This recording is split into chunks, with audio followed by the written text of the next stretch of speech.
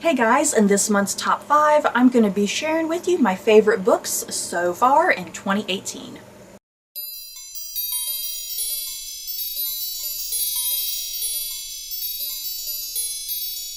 2018 has been a pretty good year of reading so far. The thing is though, I was able to narrow down my top 5 fairly quickly though. There were 5 in particular that just immediately stood out, and I wrote them down, and then yeah, I was kind of looking through the rest of the books that I read in 2018, and I was like, yeah, these are definitely the top 5 that stand out for me, and yeah, will probably most likely be in my overall best of 2018 by the end of the year. The rankings may kind of change, but yeah, they'll most likely still be in the list. So yeah, let's get into my top 5 favorite books so far in 2018. At number 5, The Truth About the Harry Kubert Affair by Joel Dicker, and this has definitely stuck with me this year. This is kind of a mystery thriller, suspense sort of thing involving the murder of a young girl back in the 60s. So yeah, what you have with this novel, it has 2 narratives going on. There's a present day narrative where this writer, Harry Kubert, some things come into light about his past from back in the 60s, and yeah, did he murder this 16-year-old girl or not? Because yeah, there was definitely some sort of love affair going on between him. Like, he was already like 30. I think when I was reading this novel, I think it said he was like 32 back in the 60s or something. So yeah, much older than this 16-year-old girl. So, yeah, there is definitely kind of a Lolita vibes with this novel in some ways, but yeah, wrapped in a mystery, thriller, suspense sort of novel.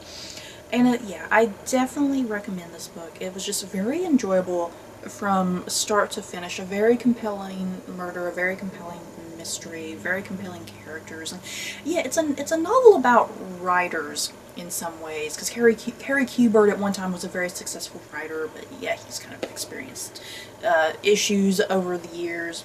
And yeah, it's about his relationship with his protege, who is essentially narrating this whole story. So yeah, if you're someone you like to write and you like to read novels about writers, pick this up. It was very, very good. At number 4, The Secret Keeper by Kate Morton, and this is another book that has 2 narratives, one in a present-day setting, and then the other setting takes place during World War II. And yeah, what you have in the present-day setting with this novel, it's about this woman. Her mother is dying. She's essentially on her deathbed, but she's beginning to unravel some very mysterious things about her mother. And yeah, that takes us back to the 1940s during World War II in London, and yeah, what her mother got up to during the war, her relationship with this guy and this other woman, and yeah, how all this kind of creates a very compelling mystery. Yeah, that's kind of all I can say. I know it's very, very vague, but it's like I can't really give you much more than that, to be quite honest. But yeah, this is a novel.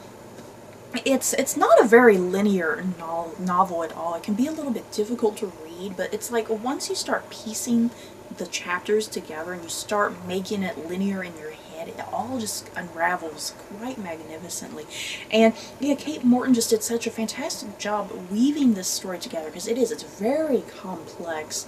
She just did a fantastic job putting it all together to the point that, you know, by the end it's like you understood it perfectly, and yeah, there were no loose ends whatsoever. So yeah, definitely pick this up. My first Kate Morton, and I definitely plan on picking up some more about her in the future. At number 3, Elias Grace by Margaret Atwood. Whew, this novel, yeah guys.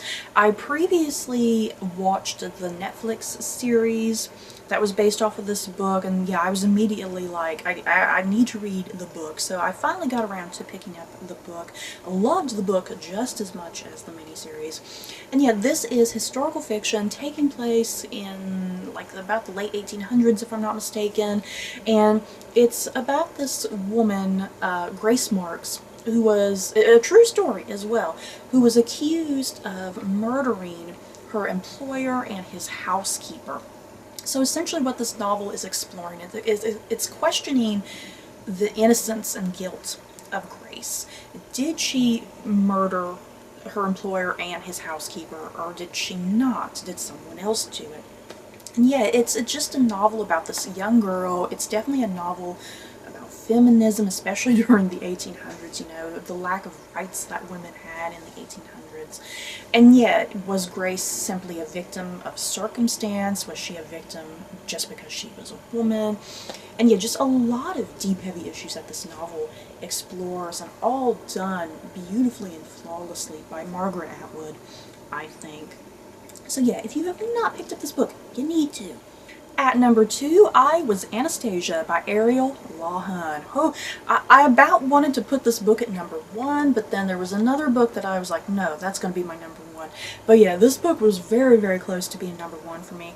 This book was just recently released here in 2018. If you watched my top 5 back in January, I did a top 5 for my most anticipated releases of the year, and this was, I believe this was my number 1 choice for the year. And yeah, I was so excited to get this book. It did not disappoint me. If you don't know what this novel is about, it's historical fiction telling the true story of Anna Anderson, the woman who claimed to be the Grand Duchess Anastasia Romanov. Yeah, this novel, oh god, I don't even know how to talk about this novel because it's almost kind of complex in some ways, and you can't really talk about it without getting into spoilers almost, but yeah, such an interesting story, yeah guys. And Ariel Lawhon, the final chapter of this novel, Ariel Lawhon just has such a great time. That's all I can say. Ariel Lawhon has such a great time just breaking down what the hell you just read, and it was fantastic. But yeah, this novel, it's split into 2 narratives. Half of the book tells the story of Anastasia Romanov, one of the daughters of the last Tsar of Russia, and yet leading up to the execution of the entire family, the brutal execution. And so yeah, there's that story, and then there's the story of Anna Anderson, who, like I said, claimed to be Anastasia Romanov. And yeah, what is fascinating about this novel is the narrative structure. And the best way I can explain it, you have Anastasia's story here, and you have Anna Anderson's story here.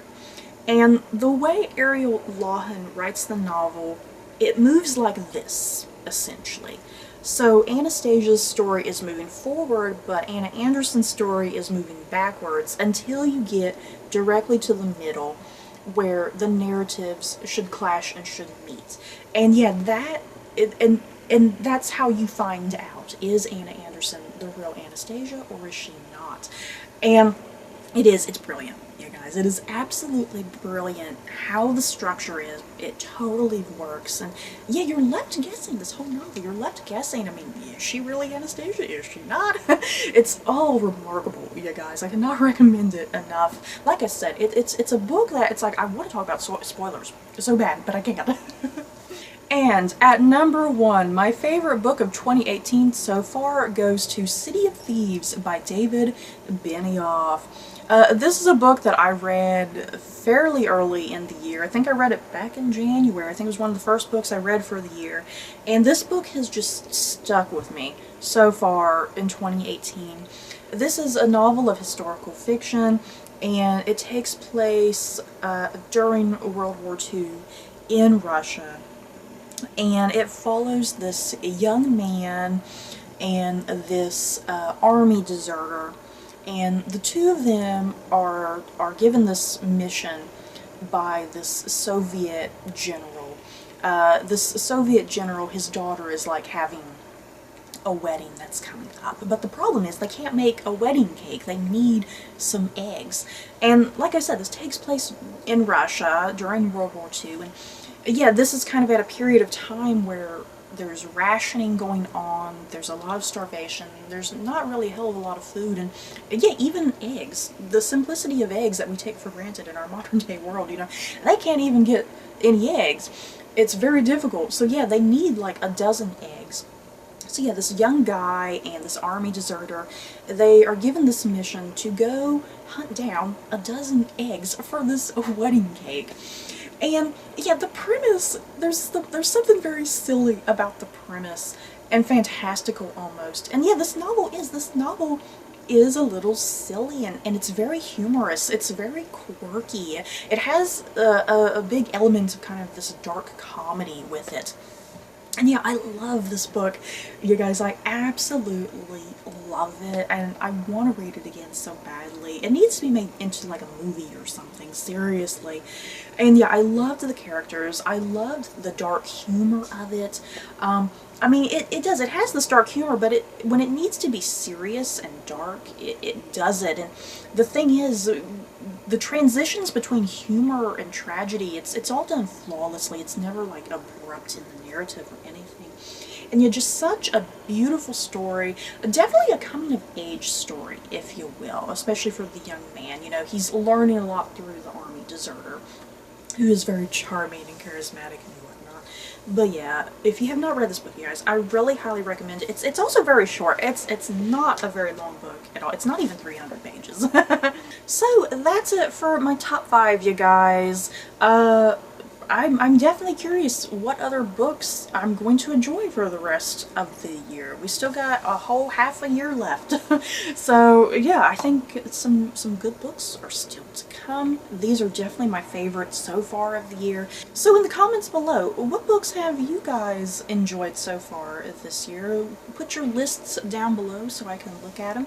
And that's it for this video. Don't forget to like, comment, and subscribe. And if you like this video, you may like these other videos. Bye, guys.